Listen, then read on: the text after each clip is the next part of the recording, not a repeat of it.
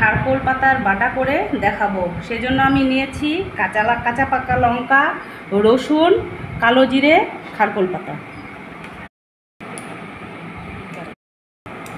যারা আমার নতুন ভিডিও দেখছেন প্লিজ আমার চ্যানেলটিকে সাবস্ক্রাইব করবেন এবং পাশে থাকবেন, সাপোর্ট করবেন।